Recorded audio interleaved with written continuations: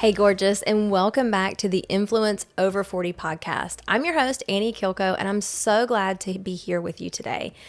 I have been on a journey for the past 8 years of self-development, or what I know now was actually self-discovery journey. I want to take you through that and what it looked like for me. This doesn't mean that it will look like this for you, but I do hope that you will get some nuggets out of what I'm about to share. So let's get into it. Usually we all have pivotal moments, one where we can look back and say, that was it. That was the reason, or that was the moment, or the start of my journey. And I am no different. My moment was in 2014. In July of 2014, my mother passed away from breast cancer. It was a hard thing to watch her go through, knowing the end result would be her death. When you are in a situation like that, it is going to impact you and maybe in ways you never realized. After watching her struggle with her mortality and ultimate death, what I learned was this. I knew in my soul that I didn't want to work my entire life at a job that I hated just to retire and then die. I wanted more for my life. I knew I was meant for more. And that's where my journey with self-development started. Before I got into self-development, though, I started getting creative. It was about 2015 or so, and that's when beaded jewelry became a big thing. I had some, and it was so expensive, I thought. I'm like, I can do this. I can make this. So I went and purchased all the things and made some, and I did it. When I wore it, I got compliments on it then, and I thought to myself, I can do this. This can be a little side hustle for me to make some extra money to help pay for baseball for my son. And I enjoyed it. Even after working a whole day, doing the whole mom duty of baseball, dinner, etc., I still always had time to make jewelry and I loved it. It was a stress reliever for me. And since I wanted to treat this like a business, it took me down the path of entrepreneurship. I dove into wanting to learn all I could about business. So I started listening to different podcasts. In my search for podcasts to listen to, I came across this first one that is probably crazy to say, and you'll probably get a little kick out of this. It was House of Kim by Kim Zolciak. What intrigued me about her was she talked about mindset and asking, believing, and receiving and achieving all of your dreams. And she was the first person I had really heard about talking about mindset other than people like Zig Ziglar. And from there, I started researching more into this concept and came to manifestation. This is where Catherine Zenkina, the manifestation babe, enters the picture for me. Through Catherine's podcast, I found that I had a toxic relationship with money. I went through some of her courses and I started to recognize all the conditioning I had around money and how it was hard to come by and there was never enough of it and you had to work hard to get a lot of money. As I continued to work through her courses, though, journaling and meditating, really diving into why I felt these things about money, I started the process of deconditioning myself of those limiting beliefs, while I also strengthened my ability to connect to my higher self and source. And you can call it source, universe, your higher self, God, whatever you resonate with. I'm not trying to convert you here. But it was through that where I learned how to manifest and how powerful that can be. And after I began making jewelry, I started wholesaling to small boutiques. And when I stepped into that first boutique, y'all, to sell my jewelry to them, I felt this electric shock. I got so excited. And it wasn't just an excitement that I get to make jewelry, and sell it to them. I told you earlier that I knew I was meant for more. Well, I was laser focused on what that was now because your girl wanted to own her own boutique. So I manifested it. And you may or you may not believe in that, and that's okay. This is just my story. It was a natural transition, though, of making jewelry and adding clothing to what I offered already. So one thing led to another, and I got my dream of owning a boutique.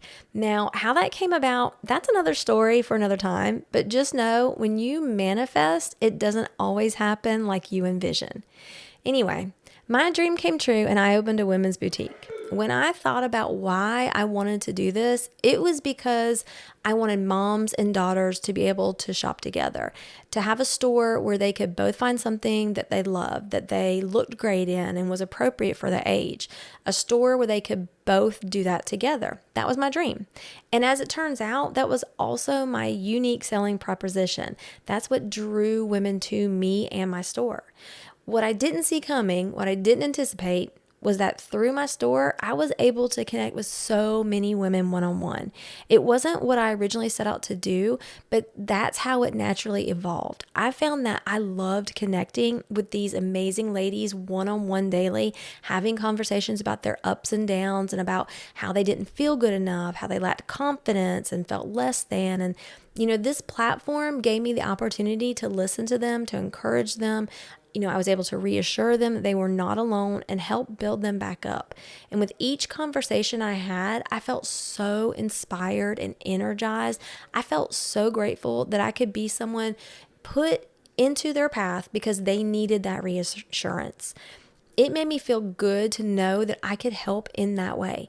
And anytime one of them would send me a text, an email, a message to let me know they really needed that conversation, guys, I got goosebumps. And again, that was a sign.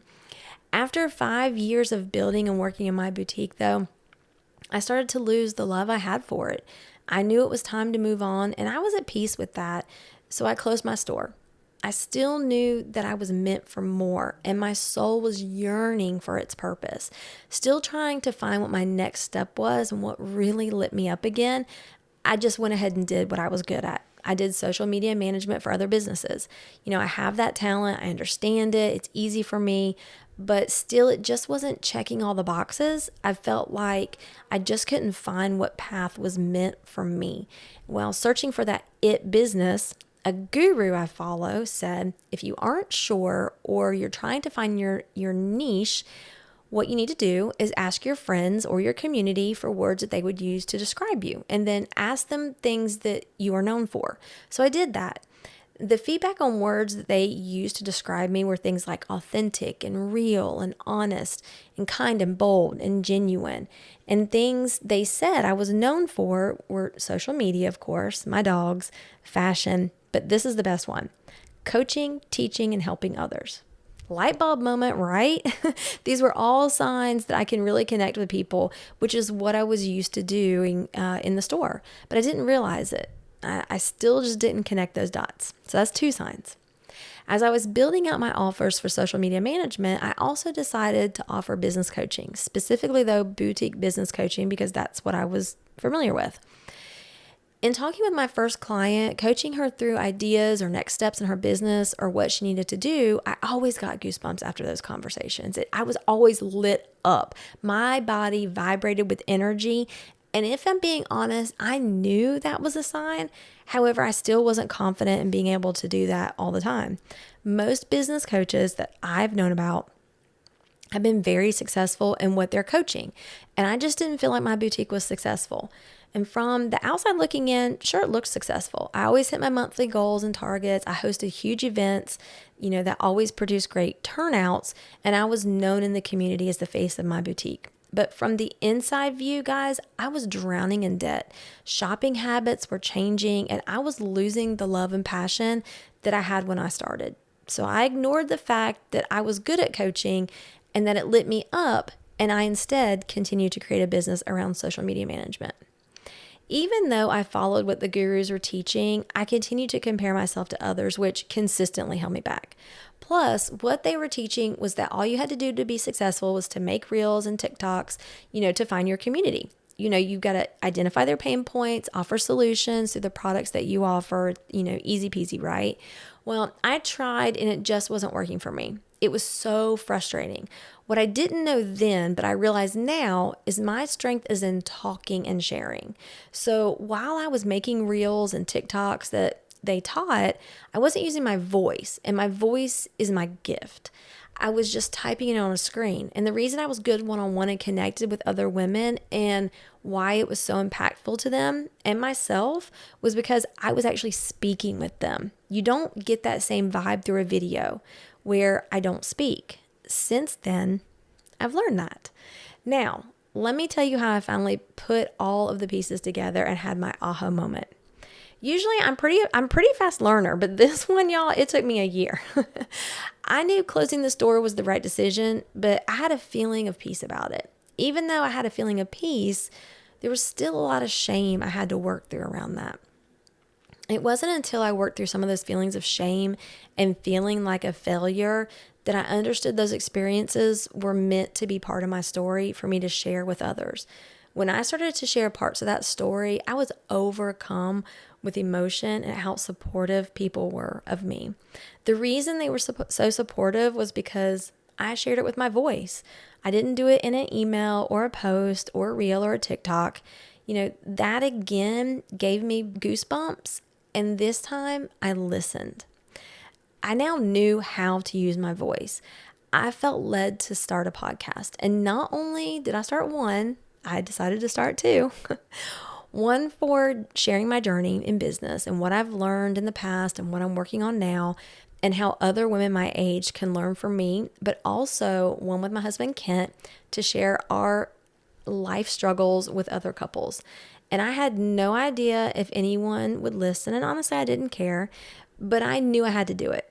Sharing my stories and things that I struggled with, whether personal or business, that has been the biggest aha moment for me.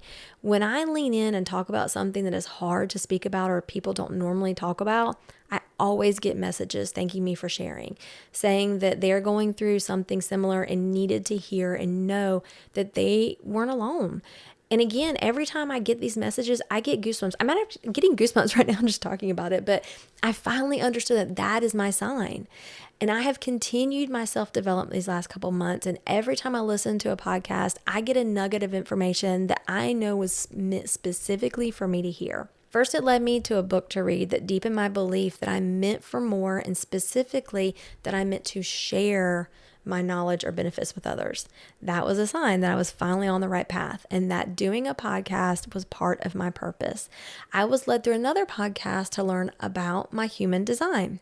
Now, learning about my human design has been fascinating. It is teaching me how I am meant to work and what my gifts are. My human design, I'm a manifester, which means I am here to initiate things or initiate people into action. I'm here to get things started. I'm here to spark initiation in others. I am literally meant to try lots of things. Hello, I have been following that without even realizing it my entire life. But this explained and more importantly normalized for me why I have tried so many things. Society has conditioned us that we are meant to get a job, stick with it until we retire. That trying new things or having multiple jobs over a lifetime meant that I wasn't normal, and that it gave me so much shame until I worked through that and understood that this is how I was built to be. I wouldn't recognize all those signs that the universe had been giving me. In diving deeper into my human design, I have learned that I have a defined throat center, which means to initiate things. I have to inform, and informing is talking. I have to tell people that will be impacted by what I'm initiating also. I have a defined gate or gates in my throat, and one of the defined gates in my throat is gate 56, which looks like I believe, or this is what I believe. But it's also based in storytelling, and that is what I've been doing. I've been sharing my story with others through the podcast, and anytime I do that, I am lit up and people are magnetized or drawn to me. All of these signs point to I am meant to do this, right? I am meant to share my stories. I am meant to teach others so they can learn from my mistakes or my knowledge.